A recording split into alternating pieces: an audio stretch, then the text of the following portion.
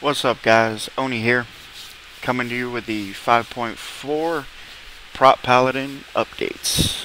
Let's get it going on. First off, let's cover a couple of changes. What I'm seeing, what they switched up, how it affects us. In our spellbook, first thing we need to understand is, where did it go? Grand Crusader. Grand Crusader's changed. It no longer works from your Crusader Strike or your Hammer of the Righteous. It only works with parry and dodge. So that kinda sucks. But not a huge deal, remembering that we are a strength class, so just from our gear we're going to pick up parry. More often than not, most of us at normal item levels, normal gear levels, will be in a mix mash of actual tanking gear and haste DPS gear. Anywho, so does this change us? Yeah, a little bit. We do quite a bit less damage single target because of this. But as far as our tanking goes, it doesn't affect our tanking, with quotation marks around that, at all. Doesn't affect it.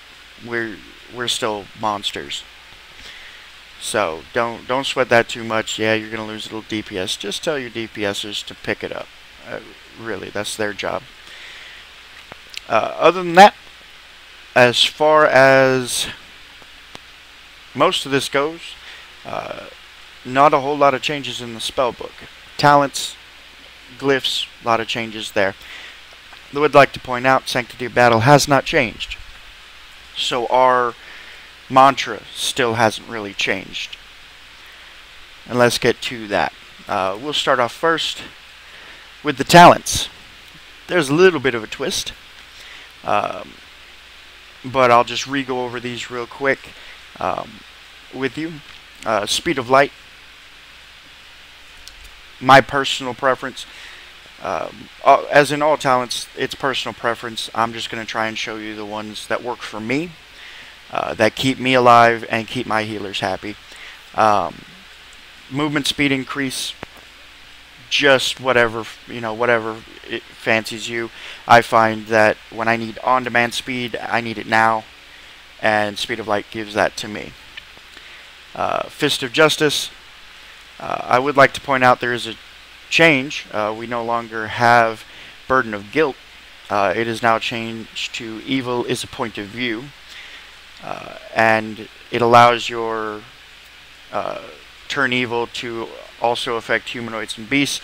This does effectively give you a fear, more of a PvP stat in my humble opinion, but even at that, you can't go wrong with a nice 6-second stun. I mean, it's a 6-second stun. It's quite a bit of damage reduction for either way you go. Level 45 talent, a lot of stuff changes in the 45s. Selfless Healer changed.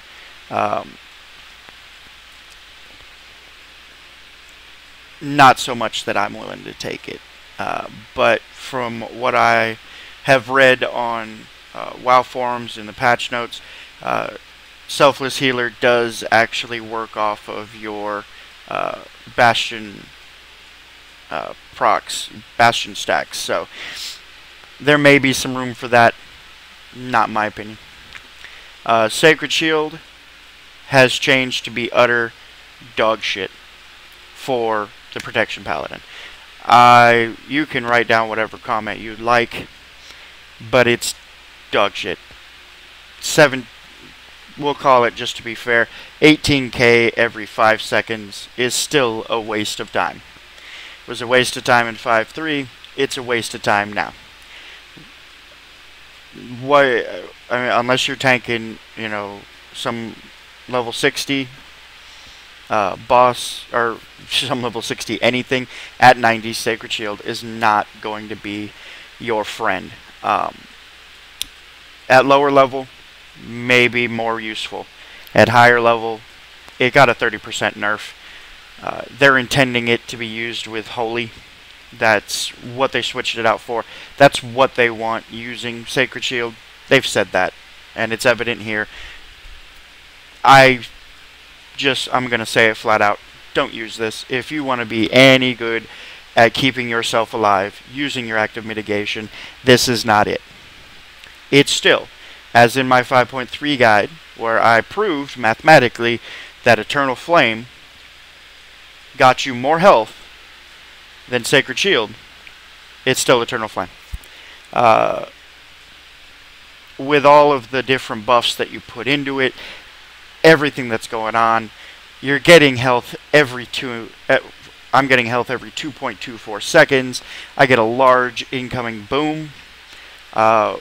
With our talents here, with some of the changes in them, we can really get a lot of holy power very quickly. Getting Eternal Flames out very fast, easy, and a lot of them. This is what's going to keep you alive. Not a big change to it.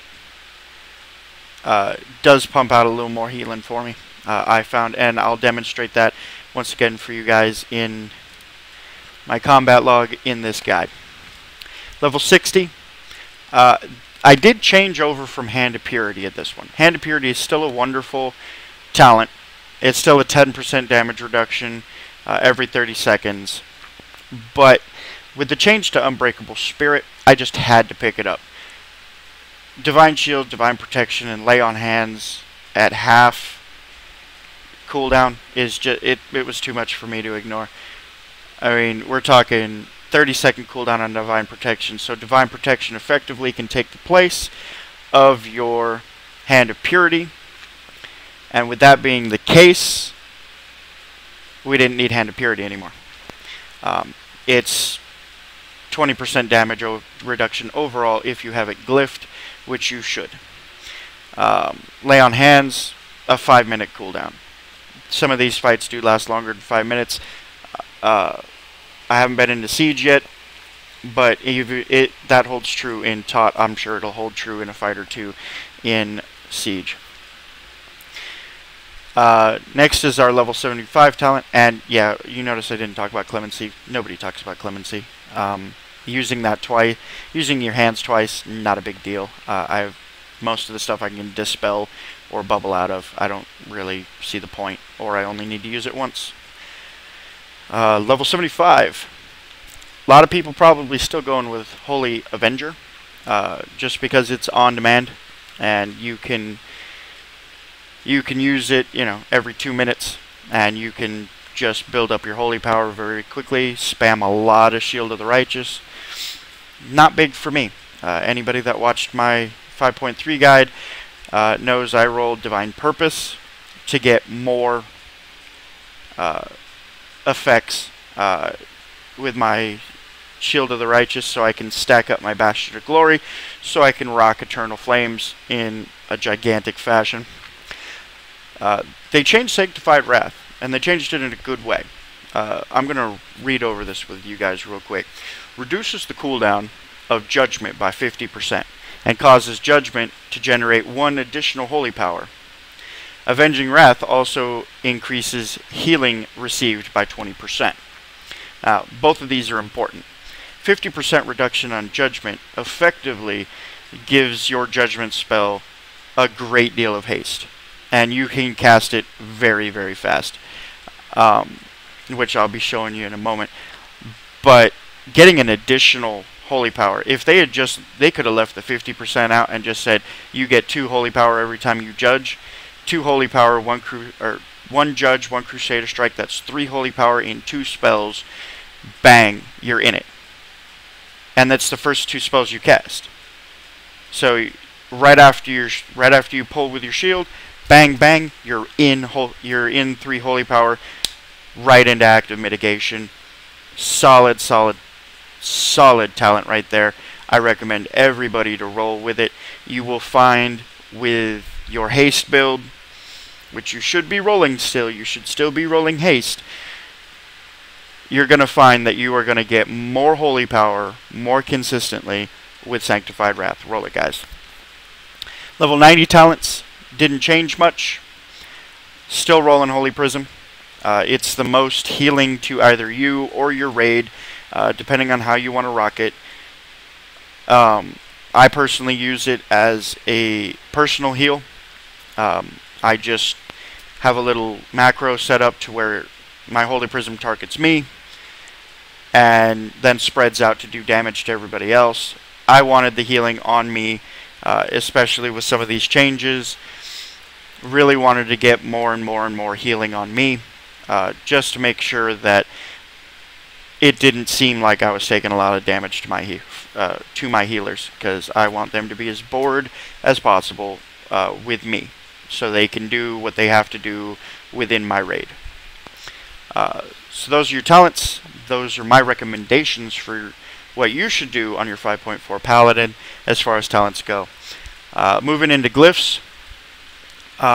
We do need to point something out very quickly. There is one glyph change, in my opinion, from 5.3 to 5.4, and that's Glyph of the Battle Healer. Glyph of the Battle Healer had to go. Changes your Seal of Insight from healing you to healing just your party. And we can't have that. Seal of Insight is a gigantic heal for us. It's the seal we roll. We roll it for us to help us mitigate some of that damage through healing. So, must get rid of Battle Healer. Get rid of it. What are we going to use to replace it? Well, I chose Glyph of Avenging Wrath. Now, if we remember from our talents from Sanctified Wrath, Avenging Wrath also increases healing received by 20%. Now, we're glyphing our Avenging Wrath to actually heal us when it's active. Since I'm casting my Avenging Wrath on cooldown, that's a lot of healing coming from that one little glyph to you. So that's what I'm recommending for a change. It's a 1 minute cooldown that heals you while it already does what it does, giving us the damage boost to tank dem mobs, as it were. Glyph of the Alabaster Shield. I'm keeping that around. It did get a nerf, but it's still extra damage every time you block. I haven't found anything that really makes me want to get rid of this. It's still pretty good. It's not fantastic, but it's still pretty good. And of course, Glyph of Divine Protection causes your Divine Protection to lose 20%, or to lose 20% of its magical damage reduction, and make you gain 20% physical damage reduction. That gives you the 20/20 overall reduction for using your Divine Protection, which you should be whenever possible, just to smooth that damage out, guys. It's all about smoothing that damage out. So that's your talents, that's your glyphs. Once again, we're going with a control haste setup, but to some degree, don't worry so much about haste. I know everybody says there's a magic number of 50% haste. You're still a tank, and without some form of mitigation, you're gonna get your butt kicked early on. That 50% haste number is for those of you that have the benefit of rolling in heroics, have normals on farm, have heroics on farm, where you can pick and choose your gear. To the vast majority, more likely 90% of World of Warcraft, you don't have that option. So what do? Well, you pick up what you can, like I did with my helmet. Haste Mastery, beautiful thing right there. Block Mastery, definitely something you shouldn't shy away from. I'd say it's your second most important stat after haste. So whenever possible, if you can get haste mastery, or parry mastery, if I have any of that, hit mastery, don't necessarily shy away from that. We do, of course, need to get hit and expertise capped. That's hit chance at 7.50. As you can see, I'm slightly above mine. And expertise dead on at 15%. This is so we don't miss anything, can't miss stuff. Build up mastery where you can, but haste, haste, haste, haste, haste. Get that haste up so we can get the holy powers out, so we can get them spent, so we can rock up and get our eternal flames on. So I'll give you a little demonstration right here of what I'm talking about, and we shall move on. Let me make sure y'all can see what I'm doing.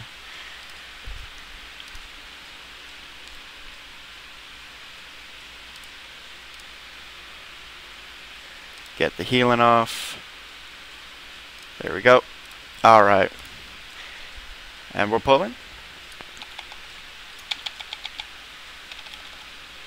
See, 1's already off. 2's already off. 3's already off. So fast with that Sanctified Wrath. Boom, we're getting more out, we're getting more out. We're already at 5. And we already have our Eternal Flame up. And that Eternal Flame is just ticking away. So easy, so nice. Eternal Flame's ticking for 36k a tick. Avenging Wrath was ticking for a little over between 7 and 8k. And how much did that Eternal Flame hit us for? Boom. If y'all could, I don't know if y'all are going to be able to see that. 143k was the initial hit on Eternal Flame. That's not raid buff. That's just buffed with your Paladin. That's a gigantic heal. Plus another 36. What do we have? Yep, 36k a tick. Just ticking away every 2 seconds. It took me no time at all to get there with the new changes. I hope you really enjoy your Paladins. I hope you enjoy the changes as much as I have. I think we're going to be better for these changes. I think we're stronger than ever before. Don't forget to like this video if you liked it. Subscribe for more videos. And I'll check you guys out later. Peace.